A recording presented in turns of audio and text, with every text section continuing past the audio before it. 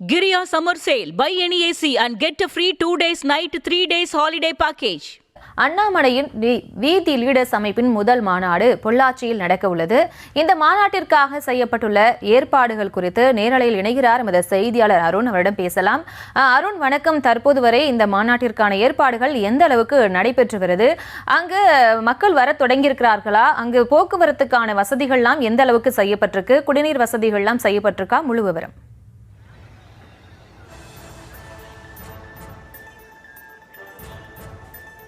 நிச்சயமாக பிரியங்கா, அதாவது அண்ணாமலையினுடைய வீதி லீடர்ஸ் அமைப்பினுடைய முதல் மாநில மாநாடாக இந்த பொள்ளாச்சியில் தற்பொழுது 4 மணிக்கு இந்த மாநாடானது துவங்க இருக்கிறது. போதையில்லா தமிழகம் விழிப்புணர்வு மாநாடு என்ற தலைப்பில்தான் இந்த மாநாடானது துவங்க இருக்கிறது.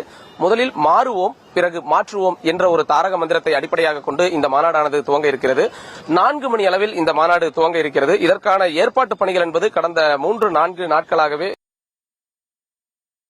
அனைத்தும் முழுமையாக நிறைவடைந்து தற்பொழுது மாநாடு துவங்குவதற்கு தயார் நிலையில் வைக்கப்பட்டிருக்கிறது. குறிப்பாக இந்த மாநாட்டில் 20,000 பேர் பங்கேற்பார்கள் என்ற அடிப்படையில் நேற்று இரவு வரை 20,000 இருக்கைகளானது போடப்பட்டிருந்தது. இந்த சூழல்ல தற்பொழுது 25,000 இருக்கைகள் என 5,000 இருக்கைகள் கூடுதலாக அமைக்கப்பட்டு மாநாட்டு பந்தலானது தயார் நிலையில் வைக்கப்பட்டிருக்கிறது. நேற்றைய தினம் இந்த மாநாட்டின் ஒருங்கிணைப்பாளர் வசந்தராஜன் அறிவித்த அறிவிப்பின் அடிப்படையில் 2 மணிக்கு மேல் இங்கு வரக்கூடிய பங்கேற்பாளர்கள் அனுமதிக்கப்படுவார்கள் என்று கூறியிருந்தார். ஆனால் தற்பொழுது முதலே இங்கு வரக்கூடியவர்கள் வர துவங்கி இருக்கிறார்கள். ஏராளமானோர் பல்வேறு பகுதிகளில் இருந்து இந்த மாநாட்டிற்கு வந்து கொண்டிருக்கிறார்கள். அவர்களுக்கான இருக்கைகள் தயார் நிலையில் வைக்கப்பட்டிருக்கக்கூடிய நிலையில முகப்பு பகுதியில் 3 நுழைவாயில்கள் அமைக்கப்பட்டிருக்கின்றன. அதேபோன்று 2 பக்கவாட்டு பகுதிகளிலும் 7 நுழைவாயில்கள் அமைக்கப்பட்டிருக்கிறது. ஒவ்வொரு நுழைவாயிலில் அவர்கள் நுழைந்த பிறகும் அவர்கள் அந்த பகுதியில் இருந்து வெளியே செல்ல முடியாத அளவிற்கு தடுப்புகளானது ஏற்பாடுகள் செய்யப்பட்டிருக்கிறது. இந்த சூழல்ல இங்கு வரக்கூடியவர்களுக்கான பாதுகாப்பு பணியில் காவல்துறையினர் தீவிரம் காட்டியிருக்கிறார்கள். குறிப்பாக கோவை மாவட்ட கூடுதல் கண்காணிப்பாளர் ராஜேந்திரன் தலைமையில் 3 டிஎஸ்பிக்கள் 12 இன்ஸ்பெக்டர்கள் தலைமையில் சுமார் ஒரு 300 காவல்துறையினர் இதற்கான பாதுகாப்பு பணியில் ஈடுபட்டுக் கொண்டிருக்கிறார்கள். குறிப்பாக சொல்ல வேண்டும் என்றால் இந்த மாநாடு நடைபெறக்கூடிய இந்த பகுதி என்பது கோவை பொள்ளாச்சி தேசிய நெடுஞ்சாலை. இந்த நெடுஞ்சாலையை ஒட்டிய பகுதியில் ஆச்சிப்பட்டி என்ற பகுதியில் தான் மாநாடானது நடைபெற்று வரக்கூடிய சூழல்ல இந்த பகுதியில் இருந்து எந்த ஒரு போக்குவரத்து நெரிசலும் ஏற்படக்கூடாது என்ற அடிப்படையில் காவல்துறையினர் அதற்கான பாதுகாப்பு பணியில் மற்றும் போக்குவரத்து சீரமைக்கக்கூடிய பணிகளிலும் ஈடுபட்டுக் கொண்டிருக்கிறார்கள். போக்குவரத்து காவல்துறையினர் ஒருபுறமும் சட்டம் ஒழுங்கு காவல்துறையினர் ஒருபுறமும் காவல்துறை பாதுகாப்பு என்பது தீவிரப்படுத்தப்பட்டிருக்கிறது. அதேபோன்று இந்த வளாகத்திற்குள் வருபவர்களுக்கு ஏதேனும் அவசர உதவி தேவைப்படும் பட்சத்தில் அவர்களுக்கான மருத்துவ முகாம்கள், தற்காலிக மருத்துவ முகாம்கள் செய்யப்பட்டிருக்கின்றன. அங்கு மருத்துவ குழுவினர் தயார் நிலையில் வந்து வரக்கூடியவர்களுக்கு மருத்துவ முதலுதவி சிகிச்சைகள் அதேபோன்று மருத்துவ பரிசோதனைகளை மேற்கொண்டு வருகிறார்கள். இது மட்டுமின்றி இங்கு வரக்கூடியவர்களுக்கு போதிய குடிநீருக்கான ஏற்பாடுகள் செய்யப்பட்டிருக்கிறது.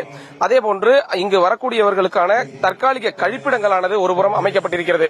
40 தற்காலிக கழிப்பிடங்கள் அமைக்கப்பட்டிருக்கிறது. காவல்துறையினர் இங்கு தற்காலிகமான ஒரு கண்காணிப்பு முகாம், அந்த காவல் கட்டுப்பாட்டு அறை, அதாவது அது போன்ற ஒன்று அமைத்து இங்கு வரக்கூடியவர்களுக்கு ஏதேனும் உதவிகள் தேவைப்படுகிறதா என்பது தொடர்பாக தீவிர ஆலோசனையில் ஈடுபட்டுக் கொண்டிருக்கிறார்கள். அது மட்டுமின்றி தீயணைப்பு துறையினர் 2 தீயணைப்பு வாகனங்களானது தயார் நிலையில் வைக்கப்பட்டிருக்கிறது. பொள்ளாச்சி மற்றும் கிணத்துக்கடவு என 2 தீயணைப்பு நிலையங்களில் இருந்து தீயணைப்பு வாகனங்கள் 2 தீயணைப்பு வாகனங்கள் வரவழைக்கப்பட்டிருக்கிறது.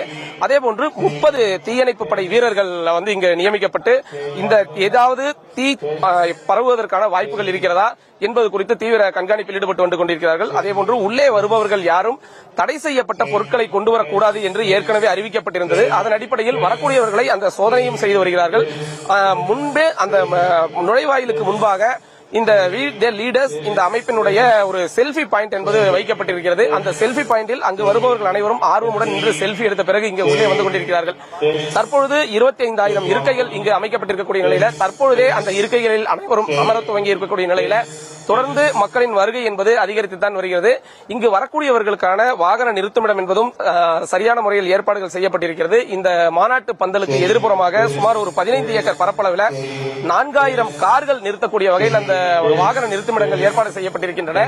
அந்த பகுதியில் தன்னார்வலர்களை கொண்டு, இந்த வீதி லீடர்ஸ் அமைப்பைச் சேர்ந்த தன்னார்வலர்களை கொண்டு அங்கு பாதுகாப்பு பணிகளானது ஏற்பாடுகள் செய்யப்பட்டிருக்கிறது. அதேபோன்று இங்கு வரக்கூடியவர்கள் எங்கெங்கு அமர வேண்டும் என்ற அடிப்படையில் அவர்களுக்கு உதவுவதற்காகவும் தன்னார்வலர்கள் ஆங்காங்கே நிறுத்தி வைக்கப்பட்டு அந்த நுழைவாயில்களில் இப்படித்தான் செல்ல வேண்டும், இங்கு இருக்க வேண்டும்.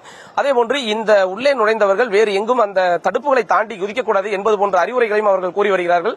4 மணி அளவில் இந்த மாநாடு துவங்க இருக்கிறது. 4 மணிக்கு மாநாடு துவங்கிய பொழுது இந்த போதை விழிப்புணர்வு குறித்த ஒரு விழிப்புணர்வு நிகழ்ச்சிகள் நடத்தப்பட இருக்கின்றன. அந்த விழிப்புணர்வு நிகழ்ச்சிகளில் ஒரு நாடகங்கள், அதேபோன்று அந்த போதை மறுவாழ்வு தொடர்பாக மருத்துவர்களின் ஆலோசனைகள் வழங்கப்பட இருக்கிறது.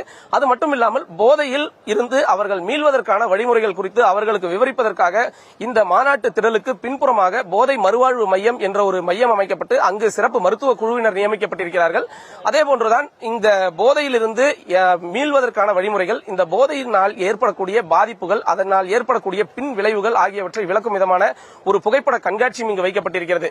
ஒட்டுமொத்தமாக இந்த மாநாடு என்பது இந்த வீத லீடர்ஸ் அமைப்பிற்கு ஒரு மிக முக்கியமான மாநாடாகத்தான் கருதப்படுகிறது. இதற்கு காரணம், கடந்த ஓராண்டாகவே அண்ணாமலை புதிய கட்சி துவங்குவாரா என்ற ஒரு எதிர்பார்ப்பு என்பது தமிழக மக்கள் மத்தியில் நிலவி வந்த சூழல் தான் தற்பொழுது வீத லீடர்ஸ் அமைப்பை துவங்கிய பிறகு முதல் மாநாடாக இந்த மாநாடு நடந்து கொண்டிருக்கிறது.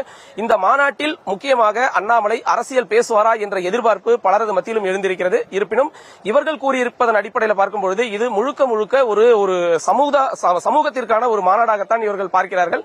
இருந்தாலும் அண்ணாமலை இந்த மாநாட்டில் பல்வேறு அரசியல் தொடர்பான கருத்துக்களை பேசுவார் என்பது எதிர்பார்ப்புக்குள்ளாகி இருக்கிறது. 5:30 மணி அளவில் அண்ணாமலை இந்த மேடைக்கு வருவார் என்று எதிர்பார்க்கப்படுகிறது. இந்த மாநாட்டில் பங்கேற்பதற்காக அண்ணாமலை இன்று காலை சென்னையிலிருந்து விமானம் மூலமாக கோவை வந்திருக்கிறார். தற்பொழுது அவர் கோவை காலப்பட்டி பகுதியில் இருக்கக்கூடிய அவரது இல்லத்திற்கு சென்றிருக்கிறார். அங்கிருந்து 5 மணி அளவில் அவர் புறப்படுவார். 5:30 மணி அளவில் இந்த மேடைக்கு வருவார் என்று எதிர்பார்க்கப்படுகிறது. அதற்கான ஏற்பாடுகள் தயார் நிலையில் வைக்கப்பட்டிருக்கக்கூடிய சூழலில் அவரை எதிர்பார்த்து தற்பொழுது முதலே தொண்டர்கள் வருகை என்பது அதிகரித்திருக்கிறது. இந்த மாநாட்டில் அவர் என்ன பேசுவார் என்பது ஒரு மிகுந்த ஒரு எதிர்பார்ப்பு இடையில் தான் இங்கு இருப்பவர்கள் தீவிரமாக ஆவலுடன் பார்த்துக் கொண்டிருக்கிறார்கள். பிரியங்கா, விவரங்களுக்கு நன்றி. Giria Summer Sale. Buy any AC and get a free 2 days night 3 days holiday package.